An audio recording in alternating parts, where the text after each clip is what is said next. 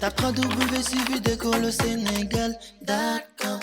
À École au Sénégal, c'est facile, tu n'as qu'à te connecter. Tape École au Sénégal, les leçons sont beaucoup plus détaillées. Bonjour, aujourd'hui nous allons dérouler une leçon de conjugaison pour les élèves de la classe de 5e qui va porter sur les temps composés du mode indicatif. Parce qu'en réalité, il faut savoir que le mode indicatif, il est composé de 8 temps.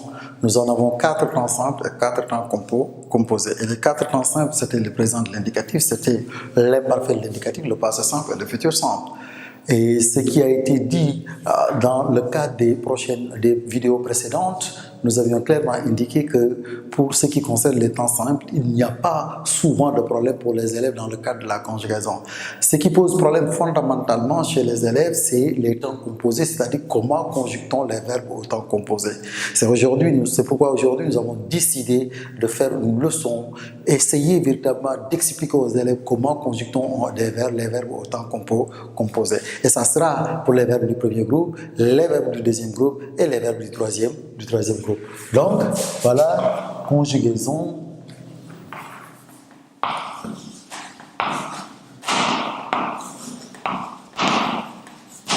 Donc, nous allons travailler sur la conjugaison des verbes.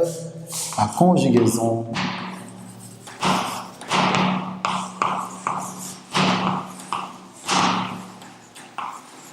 La conjugaison des verbes du premier, du deuxième et du troisième groupe au temps composé, ok? Au temps composé. D'accord? Donc, ce qu'il faut savoir, c'est qu'en réalité, nous allons voir les temps composés du mode indicatif. Les temps composés en grand temps du mode indicatif. Les temps composés du mode indicatif. Donc, pour les temps composés du mode indicatif, nous savons très clairement que les temps composés du mode indicatif, nous en avons ce qu'on appelle le passé composé, qui est le premier temps composé. Nous avons également le plus que parfait, qui est le deuxième temps composé.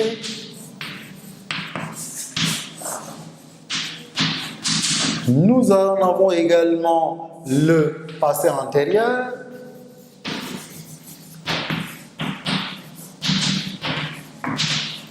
qui est le troisième temps composé, et enfin, nous en avons le futur antérieur, qui est le quatrième temps composé.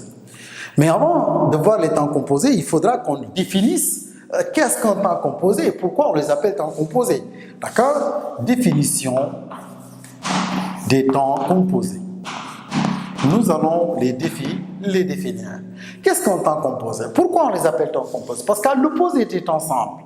Parce que les temps simples, si je le rappelle, nous en avons le présent de l'indicatif, nous avons l'imparfait, nous avons le passé simple et le futur simple. Pourquoi on les appelle temps simples? Parce que la conjugaison des verbes au temps simple ne fait ni appel à l'auxiliaire être, ni à l'auxiliaire avoir. Si je veux conjuguer un verbe au temps simple, c'est-à-dire au présent de l'indicatif, exemple, je veux conjuguer le verbe venir au présent de l'indicatif, je n'ai pas besoin d'auxiliaire.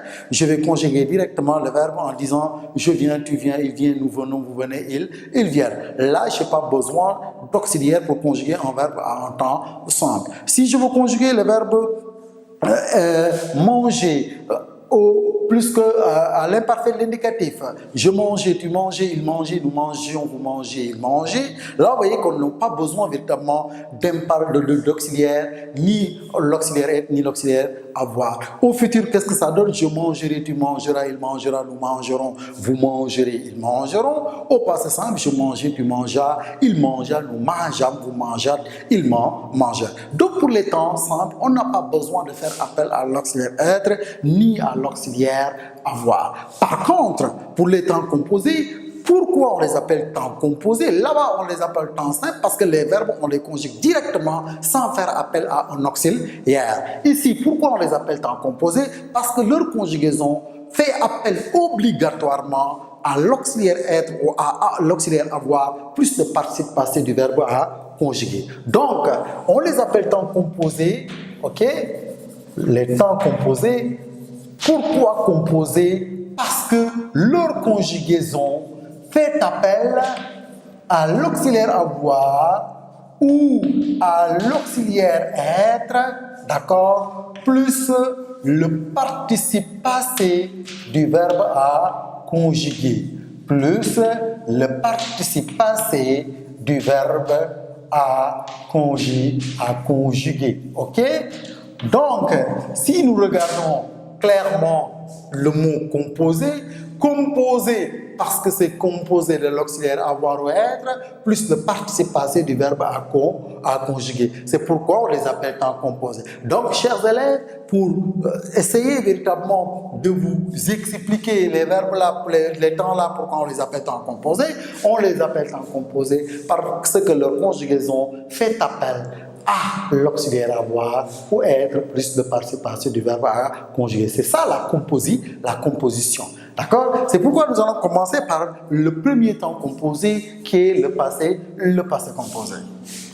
D'accord? Le passé composé.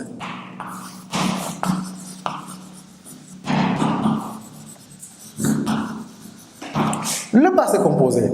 Le passé composé, ce qu'il faut savoir, c'est que le passé composé, si nous regardons sa valeur avant d'en arriver à la conjugaison du verbe, ça montre une action qui est passée et qui est déjà achevée. D'accord? Le passé composé, l'action du passé composé, c'est une action non seulement qui est passée, mais qui est antérieure à celle du présent de l'indicatif. Ça nous permettra, en conjuguant, avant de passer à la conjugaison, de voir la valeur du passé composé. Pourquoi utilise-t-on le passé composé? Le passé composé marque une action antérieure à celle du présent de l'indicatif. Parce que les temps composés correspondent au temps simple. Le passé composé correspond à un temps simple qu'on appelle le présent de l'indicatif. Le plus que parfait correspond à un temps simple qu'on appelle l'imparfait de l'indicatif. Le passé antérieur correspond à un temps simple qu'on appelle le passé simple. Et le futur antérieur correspond à un temps simple qu'on appelle le futur simple. C'est pourquoi, lorsque je dis dès que le voleur est entré, d'accord, papa prend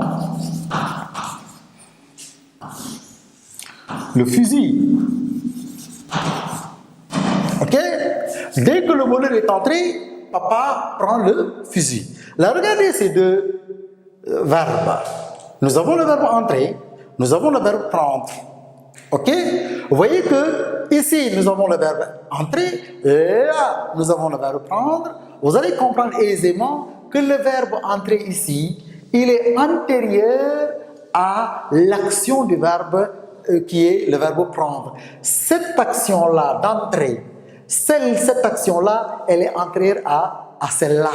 Parce qu'en réalité, le voleur, il est entré, là, papa prend le fusil. Donc, A, si nous regardons l'action A, qui est entrée, c'est l'action A1, et l'action B, c'est l'action A2. Parce qu'en réalité, ici, le passé composé, toujours, son action, elle est antérieure à celle du présent de l'indicatif. Maintenant, si véritablement nous observons, vous allez voir qu'ici, on a conjugué le verbe au passé composé et là, nous avons le présent de l'indicatif. Et comment on a conjugué le verbe au passé composé? On a conjugué l'auxiliaire être ou avoir plus le participe passé du verbe à conjuguer. Donc, la valeur, c'est que l'action, elle est antérieure à celle du présent de l'indicatif et l'action, elle est déjà achevée, elle est déjà terminée. Ici, le voleur est entré, l'action, elle est passée, elle est déjà achevée, elle est terminée là, vous voyez qu'en réalité, papa prend le fusil. Donc,